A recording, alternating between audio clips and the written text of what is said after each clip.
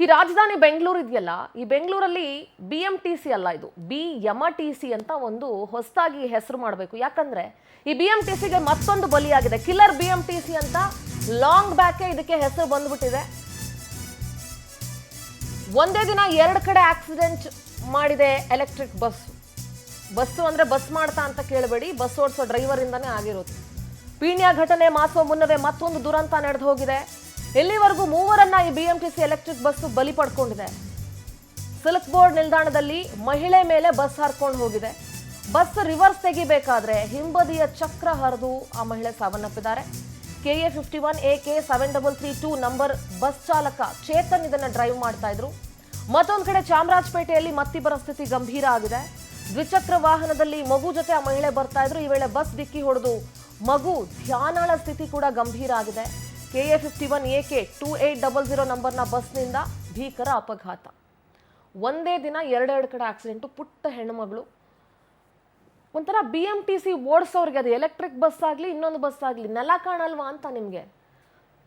ಕಣ್ಣನ್ನೇನು ಆಕಾಶದ ಮೇಲೆ ಬಿಟ್ಕೊಂಡು ಓಡಿಸ್ತಾ ಇರ್ತೀರಾ ಗಾಡಿನ ನೀವು? ಏನು 5 ನಿಮಿಷ ಲೇಟ್ ಆಗೋದ್ರೆ ಏನು ನಿಮ್ಮ ತಲೆ ಹೋಗ್ಬಿಡುತ್ತಾ? ಏನಾಗ್ಬಿಡುತ್ತೆ? ಆ್ಯಂಡ್ ಇಷ್ಟು ಆಕ್ಸಿಡೆಂಟ್ ಆದಾಗಲೂ ಕೂಡ ಆ ಆಕ್ಸಿಡೆಂಟ್ಗೆ ಕಾರಣರಾದಂಥ ಚಾಲಕರ ಮೇಲೆ ಏನು ಆ್ಯಕ್ಷನ್ ತಗೊಂಡಿದೆ ಆ ಇಲಾಖೆ ಅನ್ನೋದು ಕೂಡ ಇಲ್ಲಿ ಮ್ಯಾಟರ್ ಆಗುತ್ತೆ.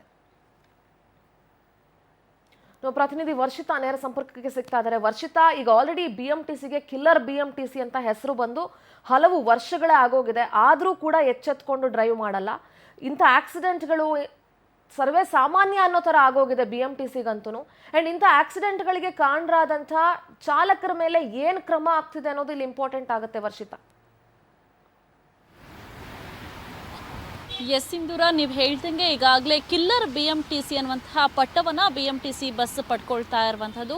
ಪ್ರತಿನಿತ್ಯ ಕೂಡ ಒಂದಲ್ಲ ಒಂದು ರೀತಿಯಾಗಿ BMTC ಆಕ್ಸಿಡೆಂಟ್ ಮಾಡೋದಾಗಿರ್ಬೋದು ಅಥವಾ ಸಿಗ್ನಲ್ ಅವರಿಗೆ ಟಚ್ ಮಾಡ್ಕೊಂಡು ಹೋಗೋದಾಗಿರ್ಬೋದು, ಜೊತೆಗೆ ಆ ಕಡೆ ಈ ಕಡೆ ಯಾರು ಬರ್ತಾ ಇದ್ದಾರೆ ಅನ್ನುವಂಥದ್ದು ಕೂಡ ತಿಳಿಯದೆ ಅವ್ರನ್ನ ಕೂಡ ಬಲಿಯನ್ನು ತಗೊಳ್ತಾ ಇರುವಂಥದ್ದು ಅತಿ ಹೆಚ್ಚಾಗ್ತಾ ಇರುವಂಥದ್ದು. ಹಾಗಾಗಿ ನಿನ್ನೆ ಕೂಡ ಒಂದೇ ದಿನದಲ್ಲಿ 2 ಘಟನೆ ನಡೆದಿದೆ. ಒಂದು ಸಿಲ್ಕ್ ಬೋರ್ಡ್ ಬಸ್ ಸ್ಟ್ಯಾಂಡ್ ಹತ್ರ ಬಸ್ಸನ್ನು ರಿವರ್ಸ್ ತೆಗಿಬೇಕಾದಂತಹ ಸಂದರ್ಭದಲ್ಲಿ 62 ವರ್ಷದ ಮಹಿಳೆಯ ಮೇಲೆ ಬಸ್ ಹರಿದು ಆ ಮಹಿಳೆ ಸಾವನ್ನಪ್ಪಿದರೆ, ಇನ್ನೊಂದು ಕಡೆಯಾಗಿ ಚಾಮರಾಜಪೇಟೆಯಲ್ಲೂ ಕೂಡ ರೋಡಲ್ಲಿ ಹೋಗುವಂತಹ ಸಂದರ್ಭದಲ್ಲಿ ಬೈಕನ್ನು ಸ್ಕೂಟಿಯನ್ನು ಓವರ್ಟೇಕ್ ಮಾಡುವಂತಹ ಸಂದರ್ಭದಲ್ಲಿ ಆ ಮಗು ಕೆಳಗೆ ಬಿದ್ದು ಸಾವನ್ನಪ್ಪಿರುವಂಥದ್ದು. ಎಲ್ಲೋ ಒಂದು ಕಡೆ ಇದೇ ರೀತಿ ಘಟನೆಗಳು ಪದೇ ಪದೇ ಮರುಕಳಿಸ್ತಾ ಇದೆ. ಈ ಹಿಂದೆ ಪಿಣ್ಯದಲ್ಲೂ ಕೂಡ ನೋಡಿದ್ವಿ, ಬಸ್ಸನ್ನು ಮುಂದೆ ಹಾಕೋದಕ್ಕೆ ಹೋದಂತಹ ಸಂದರ್ಭದಲ್ಲಿ ಸಾಕಷ್ಟು ಜನರ ಜೀವವನ್ನು BMTC ಬಸ್ ತಗೊಂಡಿತ್ತು. ಆದರೆ ಎಲ್ಲೋ ಒಂದು ಕಡೆ ಸಾಕಷ್ಟು ಸಾವು ನೋವುಗಳಾಗ್ತಾ ಇದೆ. ಆದರೂ ಕೂಡ BMTC ಯಾಕೆ ಅಲರ್ಟ್ ಆಗ್ತಾ ಇಲ್ಲ ಅನ್ನುವಂತಹ ಪ್ರಶ್ನೆ ಕಾಡ್ತಾ ಇದೆ.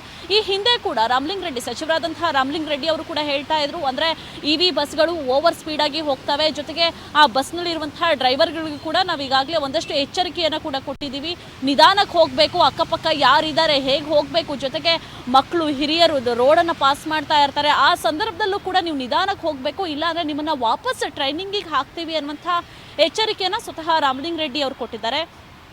ಆದರೂ ಕೂಡ ಚಾಲಕರ ಉಪಟಳ ದಿನೇ ದಿನೇ ಜಾಸ್ತಿ ಆಗ್ತಾ ಇದೆ. ಈಗ ನಿನ್ನೆ ಸಿಲ್ಕ್ ಬೋರ್ಡ್ನಲ್ಲೂ ಕೂಡ ಓರ್ವ ಮಹಿಳೆ ಡೆತ್ ಆಗಿದೆ. ಚಾಮರಾಜಪೇಟೆಯಲ್ಲಿ ಧ್ಯಾನ ಎಂಬ ಹುಡುಗಿಯ ಸೀರಿಯಸ್ ಆಗಿದೆ. ಅಂದ್ರೆ ಇದಕ್ಕೆಲ್ಲದಕ್ಕೂ ಯಾರು ಕಾರಣ ಅನ್ನುವಂತಹ ಪ್ರಶ್ನೆ ಕಾಡ್ತಾ ಇದೆ. BMTC ಜೊತೆಗೆ ಸಾರಿಗೆ ಇಲಾಖೆ, ಸರ್ಕಾರ ಇದ್ರ ಬಗ್ಗೆ ತುಂಬಾ ಗಂಭೀರವಾಗಿ ಇಂತಹ ಚಾಲಕರ ಮೇಲೆ ಆಕ್ಷನ್ ತಗೋಬೇಕು. ಸಿಂಧೂರ, ಥ್ಯಾಂಕ್ ಯು ವರ್ಷಿತಾ ನಿಮ್ಮೆಲ್ಲ ಡೀಟೇಲ್ಸ್ಗಾಗಿ.